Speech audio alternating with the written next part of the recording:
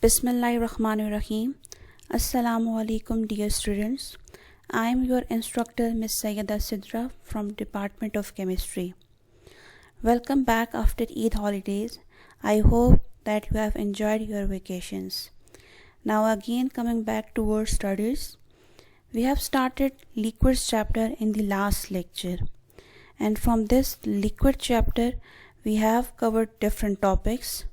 The review of these topics, we have discussed the introduction of liquids in detail. We have discussed the kinetic molecular interpretation of liquids, properties of liquids, and the last topic which we were discussing, it was the intermolecular forces. And in intermolecular forces, we have discussed three of them: dipole forces, dipole-induced dipole forces, and ion dipole forces. Two are left: London dispersion forces and hydrogen bonding. We will cover both of these in today's lecture. Just recalling these three intermolecular forces. That first, what are intermolecular forces? These are the forces of attraction present between the molecules. Now, dipole forces, these are those forces which are present among the polar molecules having dipoles. Dipoles mean having positive, negative ends. While dipole-induced dipole forces, they occur basically in those compounds, like for example, if we have one polar compound and the other one is the non-polar, that polar compound, it induces the dipole in a non-polar compound. So such type of forces are called as dipole-induced dipole forces. While ion dipole forces, they occur between an ion and a polar compound. An ion, it can be cation and anion.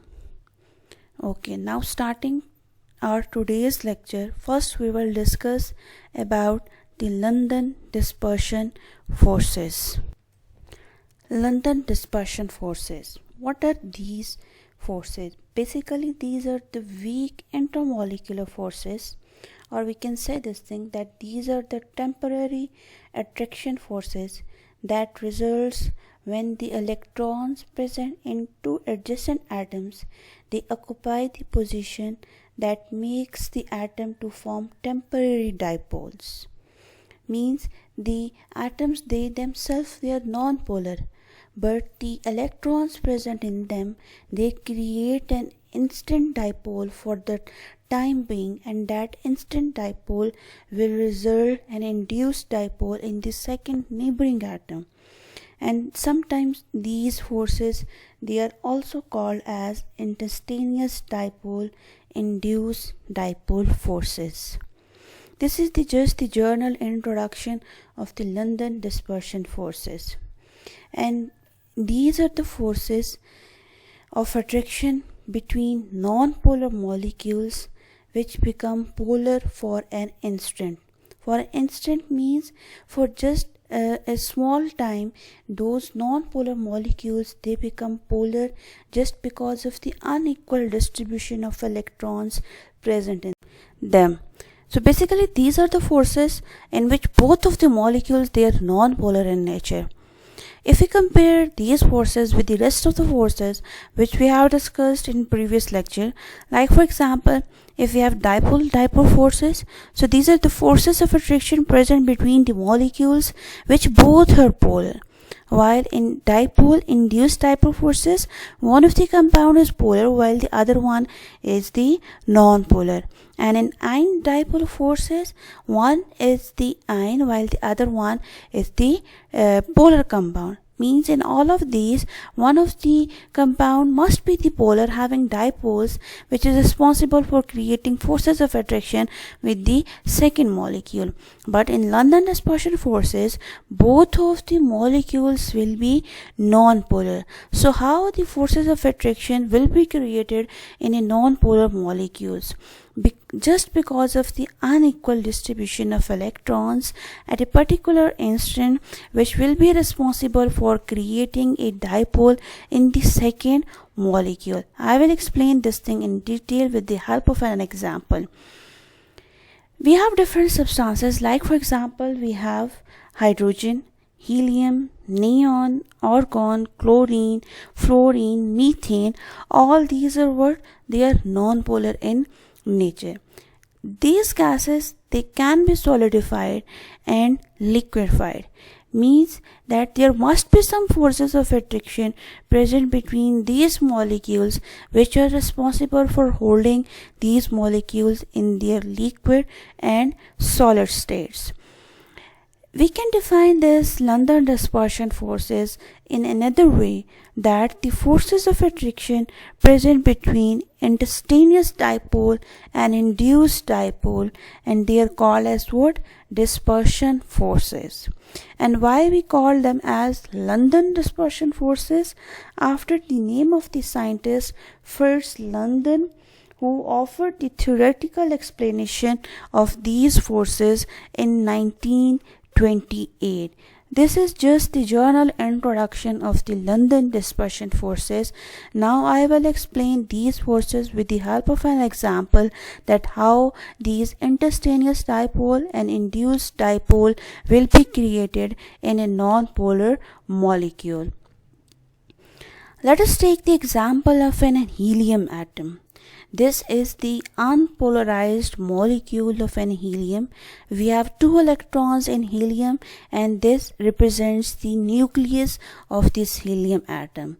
Both of these 2 electrons, they are evenly distributed in this helium. The electronic density is evenly distributed in this helium atoms. Means that we don't have dipoles, we don't have positive negative ends.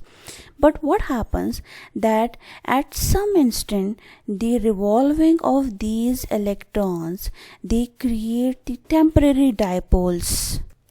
So due to this uneven distribution of electrons, temporary dipoles will be created. Now look at this figure. In this, due to the unequal distribution of electrons, that one of the side of helium, it bears partial negative charge, that both of these electrons, they are shifted towards this side. So this side bears partial negative charge, while the other side having deficiency of electron will bear partial positive charge. Also in this helium atom, instantaneous dipole will be created, which enforces the second neighboring helium atom, which is unpolarized in nature, to induce a dipole in it. So after this, the instantaneous dipole, it induces the dipole in the neighboring helium atom. So one of the helium atom is instantaneous, having instantaneous dipole, while the other one is having induced dipole. So the forces of attraction present between the instantaneous dipole and induced dipole, they are called as what? London dispersion forces. And these forces, they are also called as instantaneous dipole, induced dipole forces. So I hope that with the help of this example, the concept of the London dispersion forces will be clear to all of you. Now I will discuss the factors affecting the London dispersion forces. We have 3 different factors: atomic or molecular size, polarizability, and the number of atoms in molecules. Now starting first with the atomic or molecular size. The strength of these forces, they depend upon the size of the electronic cloud present in an atom or molecule. Means that what will be the size of electronic cloud? As the size increases, so it means that the electronic cloud will also increase. So with the help of increase in size, the dispersion become easier, and these forces, they become prominent with the increase in size. I will discuss an example of inert gases. All the inert gases, they are monoatomic gases, and these gases, they don't make covalent bonds with the other atoms because their valence shells, they are complete. So if we discuss about the boiling point of these gases, so the boiling point of these gases, they increases from helium to radon due to increase in molecular size. Molecular size increases, so it means electronic cloud size will be increased. So when electronic cloud size increases, so dispersion becomes more easier and these forces become more prominent. So due to the increase in extent of these forces, their boiling point will be increases. So their boiling points of these noble gases will be given in this table. Just notice this thing, that from helium to radon, their boiling point will be increases. That this helium is having minus 268.6 degrees centigrade, while this radon is having minus 61.8. That the forces of attraction present between this radon will be more as compared to this helium, just because of the size of this radon is more as compared to the helium. Now moving towards the second factor, the polarizability factor. How we define the polarizability? Basically, this polarizability is the measure of the ease with which electronic charge density is distorted. This is the definition of the polarizability. If we compare the larger atoms with the smaller one, larger atoms, they have more electrons, means that their size of electronic cloud will be increased as compared to the smaller atoms. Larger atoms, more electrons, larger electronic cloud. So it means the outer electrons, they are more loosely bound in larger atoms as compared to the smaller atoms. So these loosely bound electrons in larger atoms will be more easily shifted towards the other atoms as compared to the smaller atoms in which the electrons, they are tightly bound with each other. So it means that the polarizability increases with the increased atomic and molecular size. We will take the example of halogens. That in halogens we have fluorine, chlorine, bromine and iodine. The first member of the halogens, it is gaseous in nature. This chlorine, it is also gas, but it can be easily liquefied. And this bromine, it occurs in liquid state, while this iodine, it is solid in nature.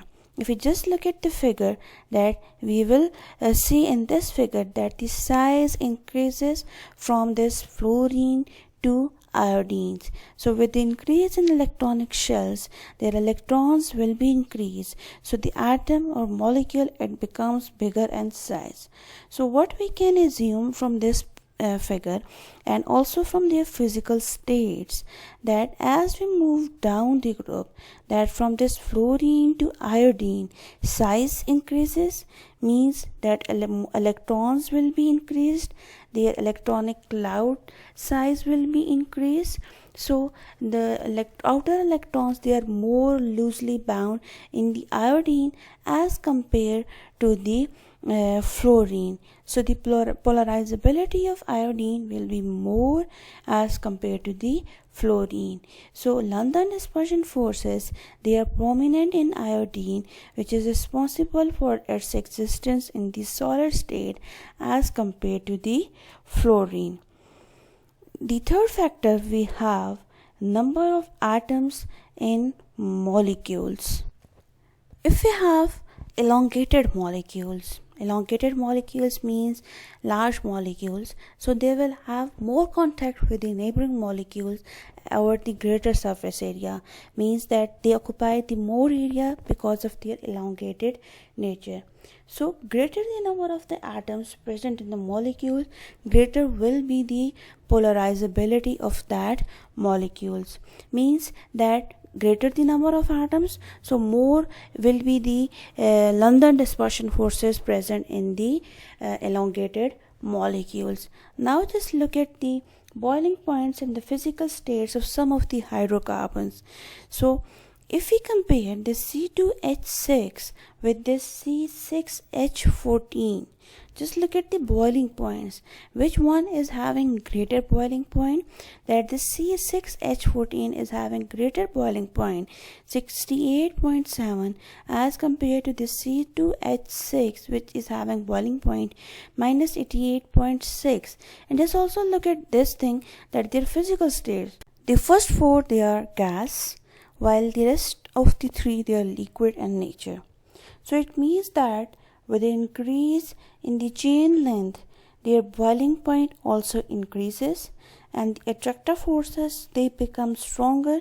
So it is visible from their physical states at steady temperature pressure that the larger atoms, they occur in liquid state, while the smaller atoms, they are gaseous in nature. That's all about the London dispersion forces. We have discussed the general introduction. We have discussed the factors affecting the London dispersion forces. Now moving towards the second intermolecular forces from today's lecture, hydrogen bonding. What is hydrogen bonding? Basically, this hydrogen bond is the force of attraction present between the lone pair of an electronegative atom and an hydrogen atom that is bonded to either nitrogen, oxygen, or fluorine. That we have two things, the forces of attraction between what? Lone pair of an electronegative atom. Electronegative atom means nitrogen, oxygen, or fluorine. And the second one will be the hydrogen atom, which is bonded to these electronegative atoms. This limits the hydrogen bonding mainly to the participation of nitrogen, oxygen, and fluorine atoms. Now just look at this figure, that if we have water molecules, this oxygen present in water molecule, it bears partial negative charge, and this hydrogen is having partial positive charge. And we have two lone pairs present at each oxygen atoms. So the bond between oxygen and hydrogen, this is what type of bond? This is intramolecular. This one is not intermolecular. This one will be the intramolecular, means that this is within the molecule. This is intramolecular polar covalent bond. While the hydrogen bonding, how now we will define the hydrogen bonding? That the forces of attraction present between the lone pair of an electronegative atom and a hydrogen atom that is bonded either to nitrogen, oxygen, or fluorine. Or we can say this thing, that the lone pair interacts with the neighboring hydrogen atom. So this one force of attraction will be the hydrogen bonding. If we compare the strength of all of the forces which we have discussed, so among all of the forces, the strongest one we have covalent bond, because these covalent bonds, they are intramolecular, within the molecule. And after the covalent bonds, these we have hydrogen bonding. Hydrogen bonding, they are stronger as compared to the dipole forces, and the weakest one we have London dispersion forces. Now comparing the water molecule with the hydrogen sulfide, that in this water molecule hydrogen bonding exists, while in this hydrogen sulfide hydrogen bonding doesn't exist. But what's the reason behind this? First, I will discuss about the water molecule. That in water molecule, the electronegativity of hydrogen is 2.1, while oxygen electronegativity is how much? It's 3.5. And the difference of the electronegativity between both of these atoms will be 1.4. So the water molecule, they can form the hydrogen bond with each other because of the large difference of electronegativity between hydrogen and oxygen. While in case of hydrogen sulfide, the hydrogen is having 2.1 while sulfur is having 2.5. So we have only a difference of 0.4. So this hydrogen sulfide, they can form only dipole-dipole bond with each other. So here the bonding between hydrogen and oxygen, in the water we have hydrogen bonds and we have polar covalent bonds between hydrogen and oxygen, while in case of hydrogen sulfide we have dipole-dipole interactions present between hydrogen and sulfide. This question can also comes in this way, that the sulfur, it also contains what? Lone pair of electron. So why there isn't any hydrogen bonding in hydrogen sulfide, but in case of water we have hydrogen bonding. Both oxygen and sulfur, they have two lone pair of electrons, but in water we have hydrogen bonding, while in hydrogen sulfide we don't have any hydrogen bonding. The difference lies in their electronegativity. Here we have difference of 1.4 while here we have difference of just 0.4. So this difference is responsible for the dipole-dipole interactions between two H2S compound, while here the difference of 1.4 between two water molecules, it will be responsible for the formation of hydrogen bond between them. So due to difference in their forces of attraction present between them, water is having more boiling point as compared to the H2S. So the question comes in this way also, that why water is having more boiling point as compared to the H2S, while both oxygen and sulfur, they contain two lone pairs of electrons. So you have to answer on the basis of difference in their electronegativity. Now moving towards the applications of hydrogen bonding. First we will discuss about their thermodynamic properties. And in thermodynamic properties, we are given with the boiling points of hydrides of different groups. That the hydrides of group 4A, 5A, 6A and 7A, they are plotted against their period number. This methane, it belongs to group 4A. How? Because the carbon, it belongs to the group 4A, nitrogen, it belongs to group 5A, fluorine, it belongs to group 7A, while oxygen, it belongs to group 6A. The boiling point of methane is less as compared to the rest of the hydrides. Why? Because this methane is a non-polar compound, so it has the weak London dispersion forces. So due to the existence of the weak London dispersion forces, its boiling point is less as compared to the rest of the compounds. While all of the other hydrides, ammonia, hydrogen fluoride and water, they all are polar in nature. And as we move from left to right in periodic table, the electronegativity increases. If the electronegativity increases, so hydrogen bonding will exist in these compounds. But in ammonia, the extent of hydrogen bonding is less as compared to the rest of the two hydrides. Nitrogen contains one lone pair, fluorine contains 3 lone pair, oxygen contains 2 lone pair. As we have defined earlier, that what is the hydrogen bonding? It is basically the force of attraction present between the lone pair of electronegative atom and with the neighboring hydrogen atom.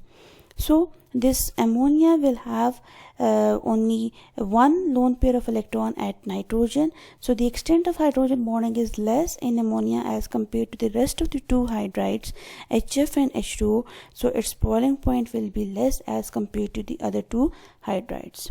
Now the point comes to the HF and H2O. The electronegativity of this fluorine is rather more as compared to the oxygen. So why the boiling point of water is more as compared to this HF? This is one of the very important questions which is important from exam's point of view, that why the boiling point of water is more as compared to the HF. I will explain on the next slide that why the boiling point of HF is more as compared to the H2O. As we know this thing, that electronegativity increases from left to right in periodic table. So depending upon the electronegativity, the boiling point of HF should be more as compared to the H2O, because hydrogen bonding should be stronger in HF as compared to the water, because of the greatest difference in the electronegativity of H and F. But what happens? Just first look at the molecules of water and HF. We have this one, we have hydrogen, and this one we have fluorine. And just look at the structure of this, that we have hydrogen and we have oxygen containing 3 lone pair of electrons, and here this fluorine is having oxygen having 2 lone pair of electrons, while fluorine having 3 lone pair of electrons. But the water is having more boiling point as compared to the HF. What's the reason? That we can also say in this way, that although the fluorine is more electronegative, but still water has high boiling point than HF due to extensive hydrogen bonding in water than HF. Now just look at this thing. In water, oxygen is having 2 lone pair of electrons, but this one oxygen is making 2 hydrogen bonds with the neighboring 2 hydrogen atoms present in 2 water molecules. So we have 2 hydrogen bonds, that one molecule of water is making 2 hydrogen bonds with the neighboring water molecules, while in the case of the HF, although this fluorine, it contains 3 lone pair of electrons, but one HF molecule is making 1 hydrogen bond with the neighboring HF molecule. So here the number of hydrogen bonds are 2, while here the number of hydrogen bonds, they are 1. So depending upon the extent of hydrogen bonding, in water molecule we have 2 hydrogen bonds, while in case of HF we have 1 hydrogen bond. Most of the students, they get confused in this thing, that they mix up the hydrogen bonding with the covalent bonding. Okay, in water we have 2 covalent bonds, while in HF we have 1 covalent bond. But don't mix this thing, the covalent bonding, with the hydrogen bonding, because you have to explain this thing, that why this water is having greater boiling point as compared to the HF. You have to explain this on the basis of the hydrogen bonding, not on the basis of their covalent bond. If I move back on previous slide, so this nitrogen having 1 lone pair of electron, so how many hydrogen bonds we have in this? We have 1 hydrogen bond.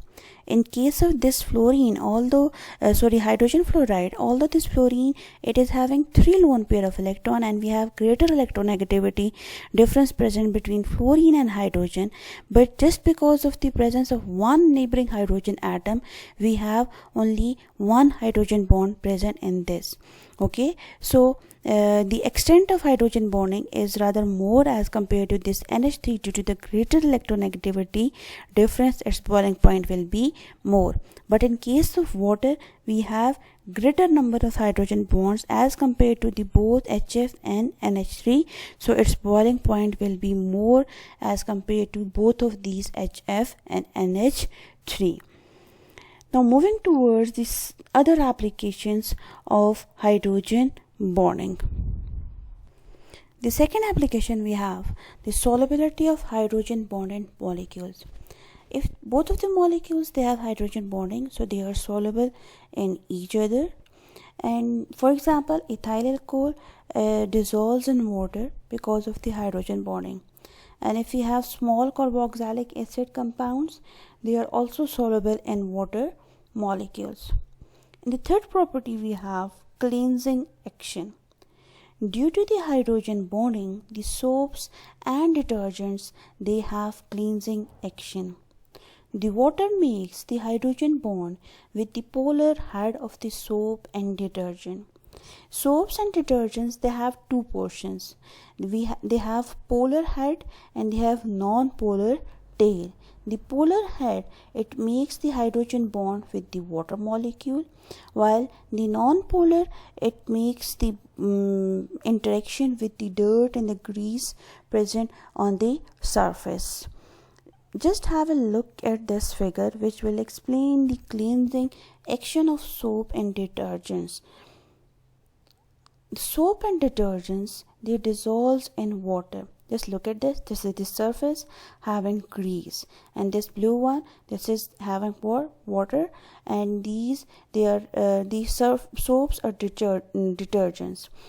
This circle one is representing the polar head, while this tail is non-polar in nature.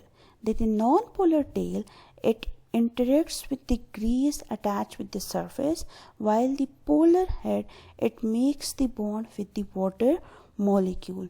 So in the second one figure, just look at this thing, that the surfactants, they orient themselves in this way that the non-polar tail interacts with the grease, while the polar heads, they remain in contact with the water molecule with the help of the formation of hydrogen bond. So what happens, that the agitation begins to separate the grease from the surface, and this process, it continues, and the grease will be removed from the surface, and we will get a clean and clear surface with the help of the this polar non-polar interaction of the surfactants with the water molecules, and the polar heads, they makes the water hydrogen bonds with the water molecule. This is all the chemistry behind the cleansing action of soaps and detergents. And next we have the hydrogen bonding, other applications of the hydrogen bonding, that hydrogen bonding in paints and dyes. The adhesive actions of the paints and dyes is just because of the hydrogen bonding. This hydrogen bonding, it makes the honey and glue sticky. And the fifth application, we have clothing, that this hydrogen bonding is having great importance in thread making materials, and it is also responsible for their rigidity and their tensile strength. The sixth application, we have food materials. The carbohydrates, for example, we have fructose, glucose, sucrose. All of these, they contain hydroxyl group, which is responsible for the hydrogen bonding in them. And the last one, we have biological molecules. The structure of the proteins is determined partly by the hydrogen bonding. The enzymes, what are enzymes? Enzymes are the substances which catalyzes the reactions in body, and they depend in part on the forming and breaking of hydrogen bonds. Nucleic acids are what? That the hereditary material transfers from one generation to the other generation by the nucleic acid molecules, and they are joined together by hydrogen bonding. So all these are they are the applications of hydrogen bonding. So that's all about today's lecture. We have discussed two intermolecular forces, London dispersion forces and hydrogen bonding in detail. Try to focus on your studies on daily basis. Take good care of yourself. Allah Hafiz.